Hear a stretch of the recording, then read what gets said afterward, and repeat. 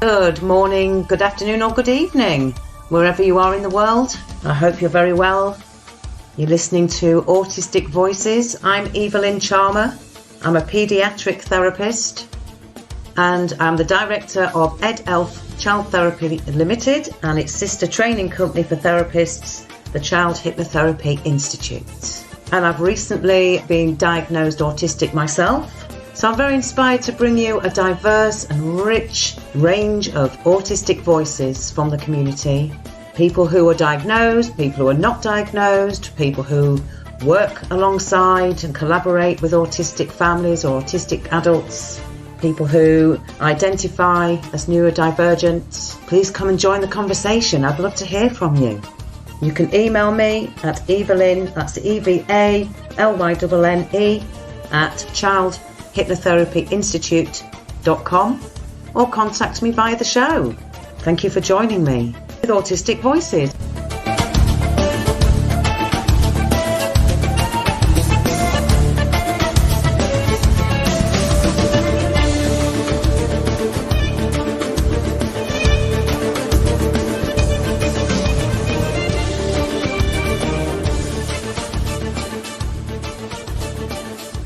Welcome everybody to another episode of Autistic Voices, a growing podcast with listeners from all sorts of different countries all over the world. So welcome everybody. My guest of the week is a lovely young man by the name of Thomas. So welcome to the show, Thomas. Hello, thank you very much for having me. Oh, no, thank you. Let's just start before we get into who you are and stuff, with something we're grateful for today. So I'm going to begin with, I am really grateful to have you here. And I work with you. You're a privilege to work with as a young person. And I'm very privileged to work with children and young people. And I feel I'm really honoured to be in that position. But I'm particularly grateful for you coming on the podcast and sharing your experiences today and talking openly to help other people who might be going through issues, challenges and difficulties, but also to give people out there some lived experience of what it's like to be a neurodivergent young person today. Awesome. What are you grateful for yourself? I'm obviously grateful for you having me on the podcast.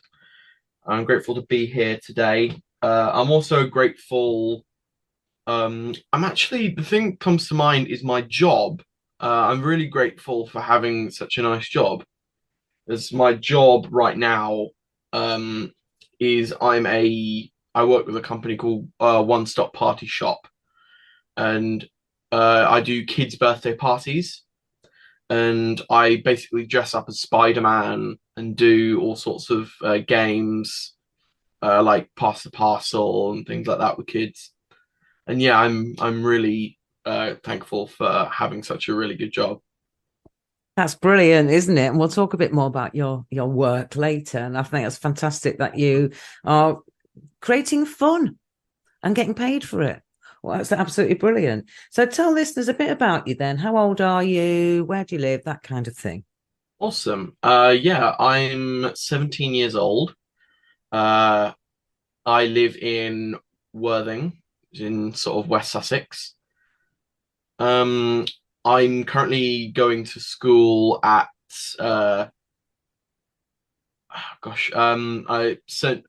Brighton Met, Central Brighton Met. Which is a college, isn't it? College? Yeah, college.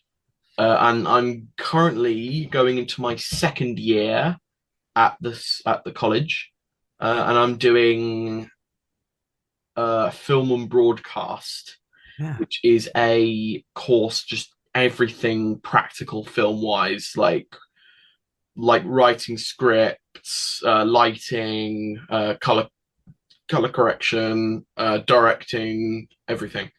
Yeah, sounds absolutely brilliant. We'll come back to that if you don't mind. And so you're 17. When are you 18? Don't have to give you exact birthday, but next year. I'm 10th of May next year. Okay. All right. So another year of being a legally a child, and then you'll be legally an adult. Something that's terrifying to think about, actually. Is it? Yeah. What's terrifying about that? I don't know. It's just like, it's because I've been a child for so long. It feels like All your life, I all my guess. life I've been a child. I've been a child for literally my entire life, and I don't know any different, really. Yeah. I know it's What do you think might be different about being an adult then? um well, nothing really, but you're gonna feel different. Like um my a good family friend of ours, Johnny, um he told me a story once when on his 18th birthday, he went to McDonald's and got that then them big boxes of 20 nuggets. He bought one of them and ate it all by himself. Because he could. Yeah, because he's a massive health nut. So that was just like, oh my gosh, I could do this now. And I'm going Ah, to do it because I can. so that's not Yeah. terrifying. That's brilliant. If you can do things that you're not allowed to do as a child or young person, or you have to have permission from someone to do. Exactly. I remember kicking a stone all the way home as an adult just because I could, and no one was going to tell me off for it. And it just Yeah. simple pleasures, Thomas. Simple It's pleasures. simple things, really. Okay, we'll come back to these points. But as you can tell, listeners, we've got a very interesting young man with us today, and we've got loads to talk about. So what's your diagnosis, first of all, so people out there know? I have Tourette syndrome. Uh, I have OCD. I have ADD. I have anxiety and autistic symptoms. Yeah. So quite a range there. Wider range, yeah. Quite a range. And is it fair to say, for those people that don't know, ADD stands for attention deficit disorder, Yes. and It's OCD. similar. Yeah, it's very similar to ADHD, but without the hyperactivity, without the sort of Yeah. And with OCD, obsession compulsive disorder as well. And Tourette syndrome has been very much in the press lately, hasn't it? Yes, because of Lewis Capaldi. Yeah. So I think it's something that people are talking about, which is really I liked interesting. him before he was cool. Yeah, I liked him before he was cool. And what I see anyway with your anxiety, autistic traits, the ADD, the OCD, and the Tourette syndrome is that all of those are very strongly linked to anxiety, aren't they? Yes, all tightly packed together. Yeah, tightly packed together. And so when anxiety happens, we all experience anxiety, we all experience stress. But for someone like yourself, Thomas, with all of those different diagnostic kind of traits, how does that sort of manifest? What's the sort of worst it can get? It manifests as sort of it takes everything that's happening and just sort of makes it worse. Because with anxiety, there is no way out, and there is no way to make everything better, and it's all downhill, and everything's going to crash and burn into a billion flames, whatever.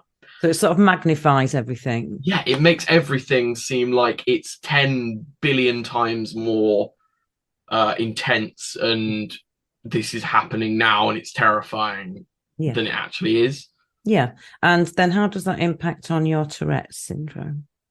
It does. It impacts my Tourette's quite a bit, because with anxiety, it's sort of not only does it magnify my feelings, but it also tends to magnify the Tourette's and the ADHD and the OCD and all stuff like that. Yeah. And it magnifies everything and just makes it just like more of it. Yeah. And your Tourette's, do you mind telling people how you experience it? Yeah, I have little to no vocal tics whatsoever. I have one which is kind of like an inward cough, kind of like a cough, but like inward like that. Yeah. But literally all the other ones are like physical or like such or as like mental, like intrusive thoughts. A lot of physical tics, like touching the ground, so the back of my heel is like scraping along like that, or the tips of my foot is scraping along the floor like that. Things like that. And yawning, I think, is one of yours, isn't it? Yes, yawning is it's really annoying, but yeah, it is a yawning tic. Yeah, and I think it's important to talk about these ones that people maybe know less about. Yeah, exactly. And it makes it look like I'm just don't care about what anyone's saying. And when it happens, it's like I have to be like, I'm not actually yawning because what you're saying is boring. I'm just yawning because it's a tic. And when I say that, it sounds like an excuse. And they're like, oh, sure, yeah, fine. Well, I think, there'll be lots of people out there who would totally get what you're saying and know exactly what you're talking about. Yeah. Okay, so let's go back to what you said then. So you're studying film and broadcast, and you said that involves everything from script writing, lighting, colouring, directing, and all of that at college. Yeah. So what's your favourite parts of all of that? What do you enjoy the most? I think I obviously I enjoy filming it and acting in the film. If I'm really honest with myself, I kind of like the editing aspect of it. I'm not brilliant at editing. I've certainly got a long way to go, but I do really like editing. It's not my favorite. It's not. I wouldn't say it's probably my favorite. Like I do like directing more, and I like location scouting. That's always fun. When you go to a place, you go somewhere and you're like, would this be a good spot to film it? You go, oh my gosh, you could film in this way, looking this way. Oh my gosh, you could we could set up like we could set up like a thing over there and move it to there. And yeah, location scouting I'd say is probably my favorite. Yeah. Yeah. Do you find yourself doing that all the time, even when you're not going out deliberately looking for a location? Oh, absolutely. I'm like, oh my gosh, that would be brilliant for that. I could do a shot like that, looking that way. Oh, brilliant. Yeah. Okay. So what's your goal then in terms of doing this film and broadcast course? What would you like say we just step forward in time and you're in your 20s and college is behind you. What would be your ideal kind of life at that point? Ideal life. I'm thinking I might go into voice acting because that's always been a sort of thing that has been like, oh, like that's always been like, oh, that's going to be fun. That could be fun. You've got a good voice as well, so I can imagine it suits you. Yeah. People have said, lots of people like my family have always said, like, oh, you've got a really nice voice. You should do things. And I'm like, okay, sounds good. My dad always said that I had the face for radio. Oh, that's an oldie but goodie. I get told that all the time. Yeah. How dare he? Also, so you love doing your editing. I know that you write the storylines, you act in the films, you direct the films, you take part in all of it, don't you, as part of your course? Yeah. And I have had the privilege of seeing some of your work. So thank you for sharing that with me. And I do think it's really powerful. I'm set to do a summer project soon, and I won't tell you what it's about, as it's going to be a surprise. But yeah, cliffhanger. Yeah, and I'm going to film a bit of it at Disneyland because I was going to go to France anyway, but I thought that I'd shoot some of it there. Oh, how exciting. Yeah. So can you tell us about the last film you made? Yes. My last film I made was The Green Man. It was a student film that I made for my final project, my first year. And it was about this guy who had multiple personality disorder. And one of the personalities was a person named Greenie, which was just him in a green screen suit. And he was this happy-go-lucky, cartoony, like kid show personality. And it's a coincidence that he also happens to play that character in a kids' TV show that he's in. And he plays the character, and it's sort of like he wants to get help, but he's convinced himself not to, because Greenie's sort of like in his brain telling him, "Oh my gosh, you shouldn't get help. I don't want to leave. I'm perfectly fine here." And he's sort of like he loves him too much to let him go, almost. But yeah. Brilliant. And I did, as I say, seen bits of that, and I thought it was amazing, really powerful. It made me feel all sorts of things. Very emotive. Yeah. Very emotive. It's on my Um, YouTube channel. well, why don't you give it a little plug while we're here? Will do. It's TT Films, but usually it's at TT Films, but with two S's. And Okay. if you can't find it, then it's at Tog Plays with a Z, and then scroll down, and it's under my other channels. Okay. So people should be able to find it through that. Yeah, hopefully. So Thomas, you've got a mixture of Hmm. diagnoses, and they hopefully don't define you. They're just parts of you, right?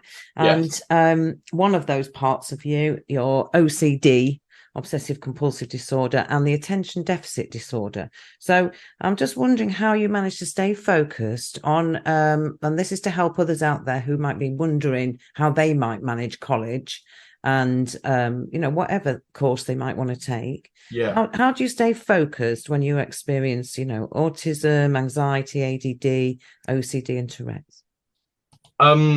Well, a lot of the time when I'm having a moment where I'm struggling to stay focused at something, one thing um, that helps me sort of stay focused is to sort of, especially with anxiety, this helps with, is to sort of say, like, what is the worst that can happen in the situation? Like, realistically, what is the worst that can happen?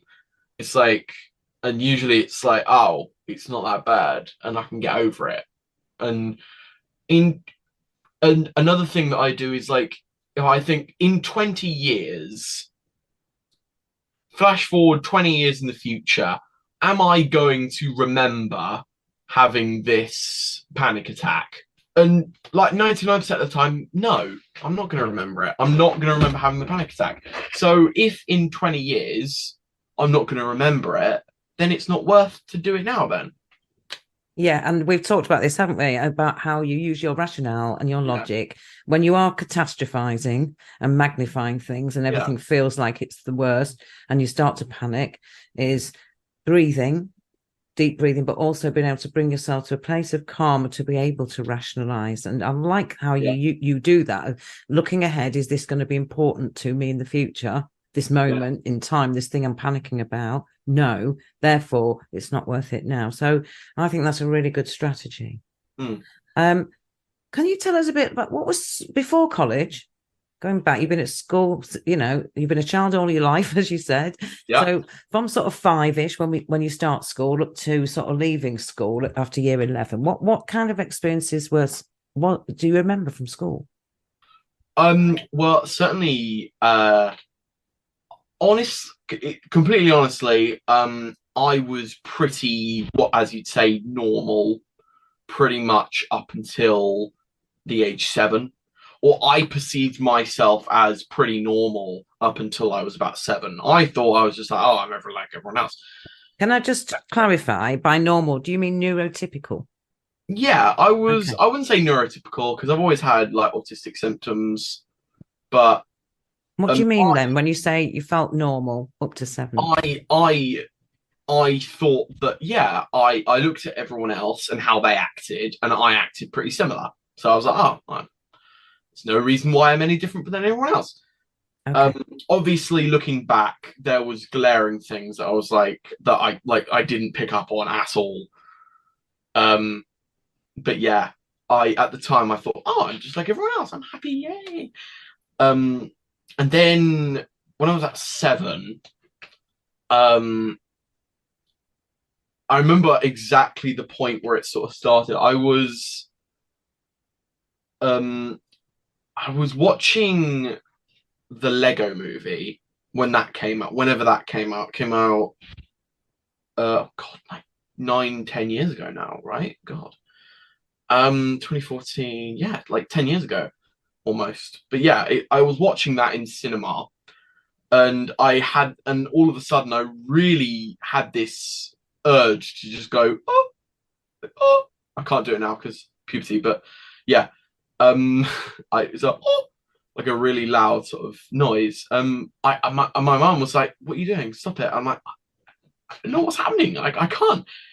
And eventually we got through the film, and I was like, I really can't. I couldn't do that. I couldn't stop it. And mum was like, "All right, yeah, okay." She didn't know about Tourette's at the time. Um, I things like that happened like again and again, and then and then it just happened. Like it happened sometimes, and then all of a sudden I was around my grandparents' house and with my cousins, and I was doing it, and she took me aside and said, "Tom, you really need to stop doing it." And I said, I literally, I can't. And I started crying, and I said, I literally, I can't, it's not my fault. And she sort of sent me back into the lounge, and then a couple of minutes later, I was still crying, and I was oh, oh, and Mum was like, "Tom, come with me," and I thought I was going to be really yelled at because like she told me to do it, stop it, and I can't, and I can't, so she's gonna really get mad. She basically said she took me into another room and she said, "I'm not angry at you anymore. I'm not angry at you," and I was like, "Oh, okay, that's good," and I was like, "Oh, okay." And she said, I think you have Tourette syndrome. And I was like, really? What's that? And she told me about it. We went to CAMS, they diagnosed us, and then we were like, we didn't really know what to do after that. They were like, I was like, oh, what do we do? Now what sort of thing? Yeah, now what? Hmm. They were like, bye bye. So we just sort of really made our way around the Tourette's world. My mum, absolutely brilliantly, she like managed to pull together this like set of people. She like organized like meetups with other people with Tourette's. Uh, she became like the head of this Tourette's group, like Tourette's Sussex, and she was just like head of the Tourette's Sussex. Sounds amazing. Yeah, it was this big thing around Sussex with people with Tourette's, and she eventually ended up the people at Tourette's Action, which is the national British Tourette's company. They basically came up to her and was like, "Do you want to? We'd love to have you work for us." And she was like, "Yeah, I was gonna apply for you anyway." She sort of gave the mantle of the head of Tourette's Sussex over to someone else, and she now works at full time at Tourette's Action. Well, a big shout out to your mum, Lucy. So, yeah, big shout out to Lucy. Yeah, a wonderful lady and doing wonderful work. So let's go back to you then. Yes. So going back to school days, so from 7 onwards, is not obviously you're not going to remember everything. I'm not going to have time to talk about everything. Let's think about can you remember some of the challenges you had to overcome as a neurodivergent student at school? What did you find difficult? A lot of the things that I found difficult at the time were when I was a student in like middle school, high school, like tail end of first school, middle school, high school. Mainly it was writing because I completely forgot to mention I also have dyslexia. I found it really hard to write for long periods of time. It was like my hand would get really cramped and I couldn't focus on what I was writing, and I'd miss in like entire passages I had to write. And eventually again, thanks to my mum, both of my parents, in fact, both they applied for this, they filled out these forms to get me EHCP, which entitled me to a scribe. So probably from year 7, 8 onward, I had a scribe in pretty much every lesson. And can I just check, were you in a mainstream school? Yeah, I was in a mainstream school. So from a young person's perspective then, what was it like having an adult with you scribing for you in every lesson? In a mainstream school, it's kind of jarring because it's sort of like it's kind of like isolating in a way, because like I'm the only one with a scribe, and it's everyone's like, why you, it's just like difference is at that age where kids are sort of going through the later stages of puberty. Anything that's different is sort of feared and is sort of rejected. Yeah, of course. You want to be the same as everyone else. And Yeah, having an adult following you around every lesson is going to feel, well, you said jarring. That's a good word. But like you want help. Yeah, You of course. And it's great help. And having an education healthcare plan, EHCP, which includes scribe, is brilliant support, and it helped you through school. But I guess from an emotional, social perspective, and I'm just wondering, as Thomas, as you're someone who experiences anxiety anyway, whether that impacted on your anxiety of not being the same as your classmates. I really think that my anxiety developed a lot later. My anxiety came out a lot more in when it like work, like writing work. It came out when I had to do that at home, because I can't work at home at all. I can't write at all at home. I can't do it. I just can't. And so homework was big problem. Especially paper homework that I had to do at home. That was really hard. Interesting. So we'll come back to that, because I don't want to be a spoiler here, but we're going to talk about your writing, aren't we, a bit later? Yeah. As well, because it's really interesting. So, how did you cope? What helped you sort of feel like you did fit in and you weren't isolated because of your needs at school then? What helped? I think like having a scribe really helped. Like having a scribe, obviously I literally wouldn't have been able to. I probably would have been able to write, but not to the standards that it should have been at. So writing, having a scribe really helps with that. And can I just ask, how were other students about it? Were they kind? Were you bullied? What was your kind of experience? I don't think I was bullied. I think people talked about me behind my back, but that's exactly where I like them to talk about me. Yeah, we don't mind if it's behind our backs. I don't mind. I don't mind if it's behind my back, but I sort of mind it when it's in my face. Not particularly, but it's sort of annoying. So, have you got any tips or any advice if there's anybody at the moment at school who might be struggling with any of these things? What would you say to them now that you've got that maturity of being very much on the verge of becoming an adult yourself? Oh yeah. Well, if it's school-wise, social-wise, again, I said earlier, in 20 years, are you going to remember this? In 20 years, if someone's bullying you, in 20 years, are you going to remember them? Or more likely, are they going to remember you? But also, are they going to be in your life, isn't it? Even in 5 years? Yeah. Are they even going to remember you at all? If you go up to them in public and go, hello, are they going to think you're weird, or are they going to be like, oh my gosh, it's... I mean, you're more likely to remember your bullies, but whether they remember you is a good question. Yeah, you're way more likely to remember them than they're going to remember you.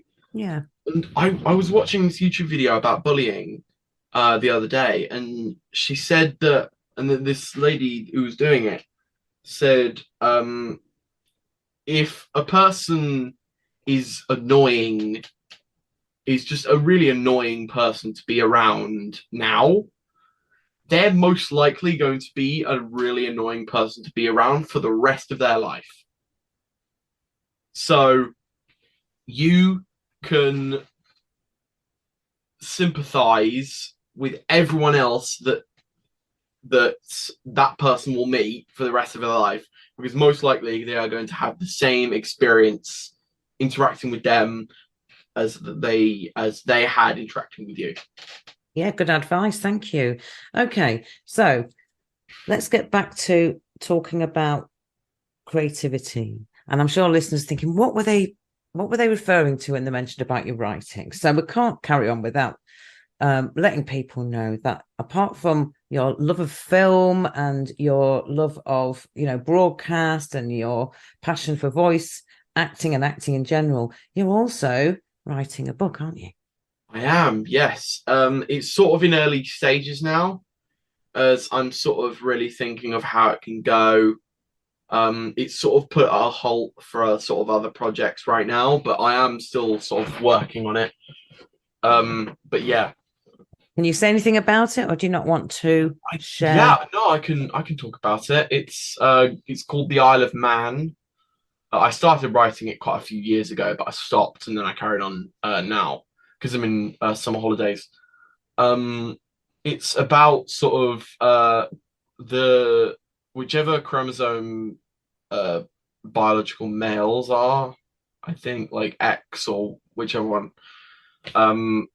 That sort of no, it doesn't go.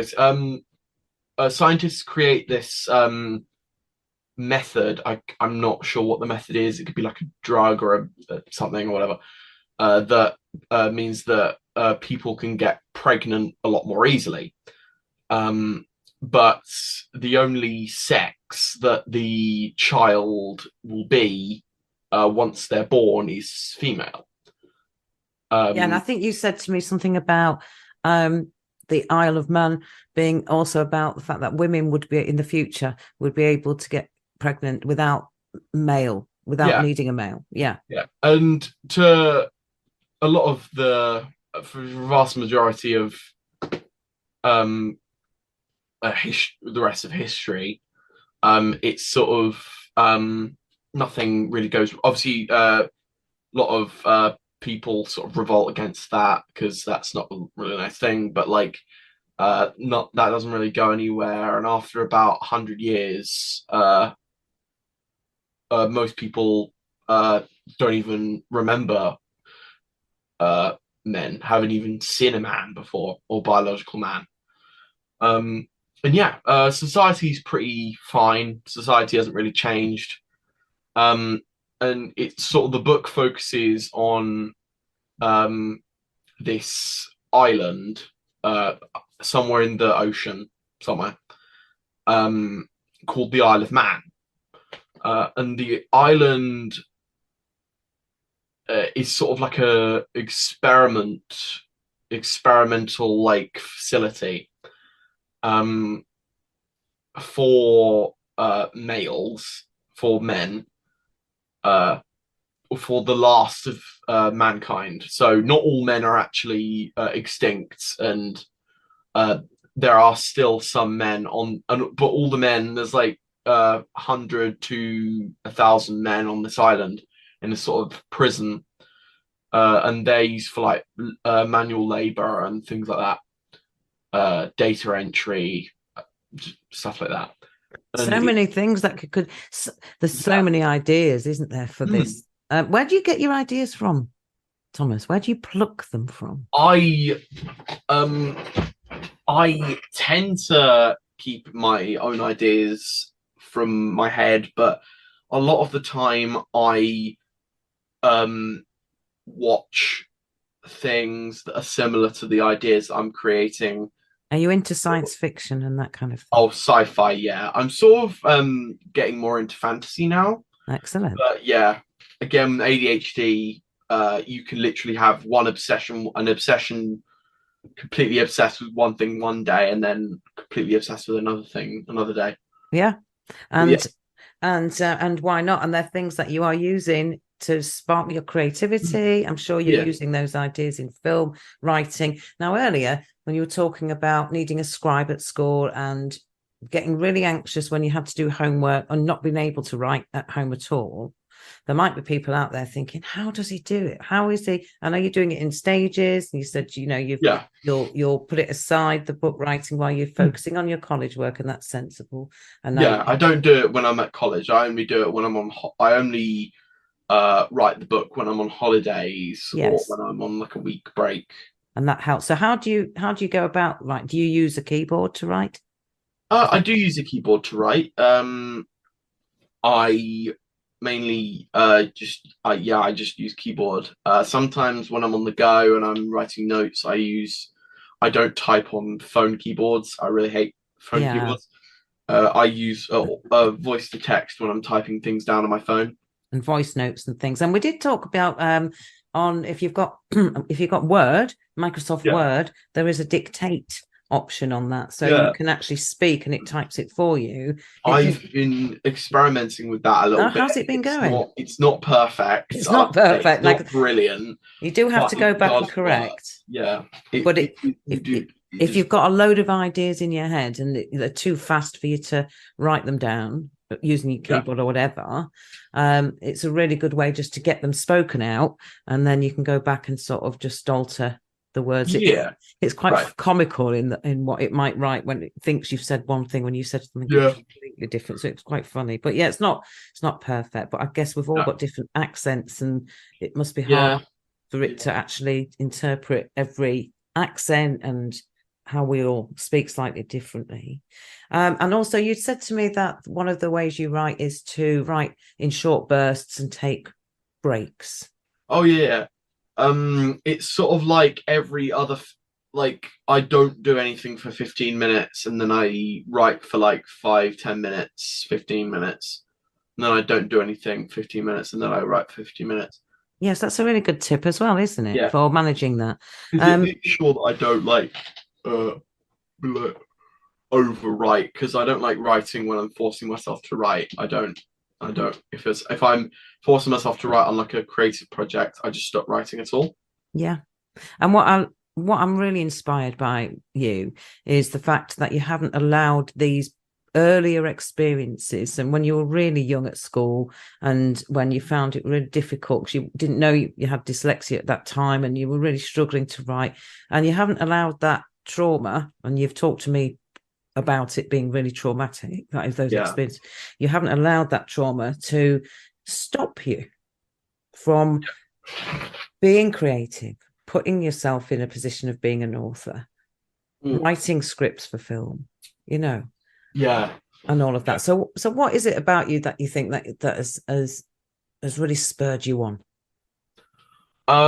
Writing wise, for college work, I'm still sort of working on doing it for like school and college and stuff, but personal wise, it's just like if it's the idea that I might not be graded the best grade for a thing, but if I'm writing without having to worry what grade it's going to be, then I don't care. Then I don't really have as much stress writing it as possible. And that's really interesting, isn't it? It's nice if you take that pressure away. Do you know what? Going back to what we started with, talking about Lewis Capaldi a little bit, and I don't know him personally, so I'm just kind of, this is just my own opinion. But I watched a documentary he made before he did Glastonbury, and before he did some other gigs where his Tourette's was really, really challenging for him, and he had to stop. And beautifully, his fans all sang for him, which I thought was so heartwarming. That was a lovely, really lovely. And before that, he'd made a documentary about his Tourette's, and he talked about the pressure and the stress of writing a second album after he'd had such success with the first one. So I guess you're saying the same thing, where there's anxiety around your performance, whether that's performing on a stage like he does, and performing musically in making an album, writing songs that people want to buy, or whether it's performing your project work and things that you have to hand in and get graded at college, that those additional pressures are what can really raise that stress and anxiety level. So do you relate to his Tourette's coming out on stage like that? I do, I really do. Certainly my Tourette's comes out a lot when I'm stressed. Yeah. And when I'm thinking about like stressful things as well, not just being stressed like being stressed, but when I'm thinking about stressful things. Yeah, and our hearts go out to you, Lewis, if you're listening. If you are listening, you're not like it's not like you're probably not you're probably not going to be listening to this. But if you do, but you never know. But if you do, we absolutely adore you. We love you. We do. And you know what? Nothing's worth that amount of stress in your life. And you're amazing as you are. So no pressure from, I don't think there's any pressure from anyone. I think it comes from internal pressure of expecting that people want things from you. Anyway, moving back onto you then. You started off earlier and you were telling us about how grateful you are for your one-stop party shop job, where you are getting dressed up as Spiderman and playing games, entertaining kids for a living. So tell us a little bit more about that job then. I work probably around 1 to 2, maybe 3 parties every week. They're usually on the weekends because that's usually when kids have parties. Some of them are after school on weekdays. I do sort of 3 types of parties. I do half-an-hour parties. I do 1 to 2 hour parties. They're about 1 hour, 2 hours. And then there's walk-ins, which is for 15 minutes. You can hire me to just come to your house and just be there. I've got a walk-in tomorrow with this kid. Yeah. So what are walk-ins for? They're birthday things, or usually they're either birthdays. They could be used for like birthdays or like celebrations. And a lot of the times walk-ins are used for kids who can't leave the house. Like they have like they're in a wheelchair, or they find it very difficult to leave the house for any reason. And yeah, so I just sometimes I go in, sometimes I stay outside, and the kid just sort of comes in the front garden. No, that must be very rewarding. It feels nice, sort of. I like the feeling of like this kid thinks that I'm actually Spider-Man. Oh, and this kid is so excited to see me. And do you get any? We talked a bit about performance anxiety, and having pressure to perform. Does it come over you in that situation, Thomas? If I do have performance anxiety, I will have it before I do the job. It's never while I'm doing the job, because I usually have performance anxiety when a child is questioning whether or not I'm real.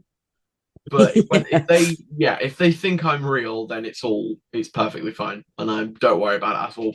And you're always going to get those who are are wised up, and they go, do you know, I don't think that really is Spider-Man. And they check by doing things, as you were telling me off air, like kicking you in the nether regions. And that was great fun, throwing grass at me and stuff like that. Yeah, to see if do they ask you whether you can demonstrate climbing up buildings and things? Usually they're like, can you shoot webs, right? Can you shoot a web right now? And I usually say I left my web shooters at home. Good one. They're in the wash. One kid, they're in the wash. One kid asked me if I could climb on a wall, and I sort of said not right now, because I'll do it in a minute. I'll do it in a second, but not right now because we're doing party stuff. And he was like, okay. And I just said, and then when I went to leave, I said, oh my God, there's a villain. I've got to save the world. I've got to save New York or whatever. Bye, guys. And I just ran off. Yeah. You get a text. Yeah. Exactly. Well, listen, it's been an absolute pleasure talking to you today. We're coming towards the end of the podcast. And now. to you too. Yeah. Thank you very much for You're having welcome. the podcast. You're welcome. Is there anything else you would like to say while you've got the opportunity? Yeah, just sort of how if you are having a moment where you're not sure about stuff and you're really worried about something, just remember that however bad you think a situation is, it's never that bad. It's literally never as bad as you think it is. It's always not that bad. Yeah, thank you. And I guess you can sort of, you can sit down then, can't you, and sort of think, well, what can I control and what's out of my control? Yeah. So think about what your choices are and what options you have. And there are usually at least one or two options of things you can do. And you're right, things are never usually as bad as they seem in the moment. And it's always good to remember that these things do pass. And I think another tip is to think about a previous experience you've had that you've managed to live through and come out the other side, and you've done really well to do that, and to remind yourself that you will get through this too. So that's a really lovely ending. Thank you ever so much, Thomas, for your time today on Autistic Voices, and I wish you well, and I will speak to you very soon. Thank you for listening. I'm Evalynne Charmer. This is Autistic Voices, and special thanks to our guest of the week.